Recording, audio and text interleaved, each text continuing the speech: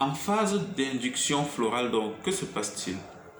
Parce que vous savez, sur le fraisier, ce qui pousse le cœur ou le collet à continuer de produire les jeunes feuilles, c'est en fait les vieilles feuilles. Ce sont ces vieilles feuilles-là qui alimentent le collet et qui continuent à faire pousser les jeunes feuilles. Il y a la sève des vieilles feuilles-là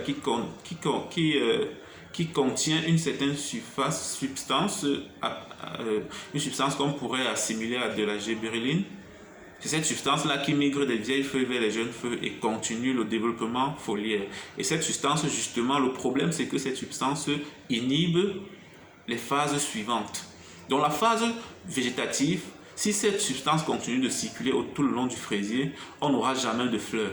Et cette substance, justement, est très sensiblement corrélée à l'azote, au taux d'azote élevé. Plus l'azote est élevé dans le sol, plus cette substance va continuer de quitter des jeunes feuilles, des vieilles feuilles vers les jeunes feuilles. Cette substance aussi là est corrélée au taux d'irrigation.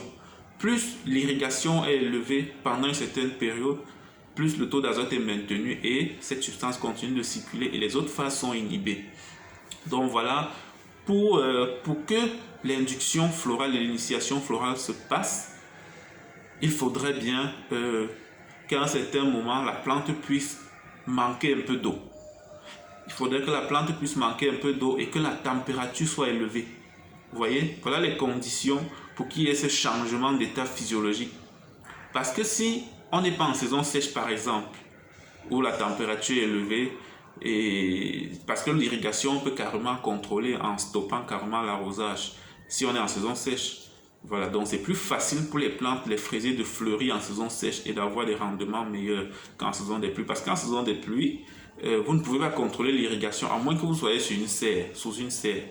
Voilà. Et si vous ne pouvez pas contrôler l'irrigation et la température en saison des pluies, qu'est-ce qu'il faut faire? Il faut beaucoup tailler. Il faut pratiquer une taille des vieilles feuilles. Beaucoup plus. Vous voyez un peu? Et aussi gérer l'amendement azote, la gestion de l'azote doit être optimale. Voilà les astuces en fait à suivre. Donc voilà, c'est pourquoi on conseille toujours de produire le fraisier en saison sèche parce que là, on est plus sûr de ce qu'on veut. On est plus sûr de ce qu'on aura. On est sûr que la floraison aura bel et bien lieu. Donc vous voyez, les conditions donc pour que la plante fleurisse, on va répondre à ceux qui n'ont pas eu de fleurs là, c'est que quand vous plantez, on sait que normalement dans le cycle du fraisier, à partir de 1 mois, 1 semaine après la plantation, normalement les fleurs doivent commencer à s'initier. En fait, l'induction florale doit s'annoncer. Ce changement d'état physiologique là doit commencer à se le faire. Donc, qu'est-ce qu'il faut faire? Donc, 5 semaines après la plantation, il faut commencer à rationner l'approvisionnement en eau et il faut exposer les plantes à plus de température, à plus de lumière de soleil. Pour ceux qui ont de la technologie, ils peuvent utiliser des lampes ultraviolets.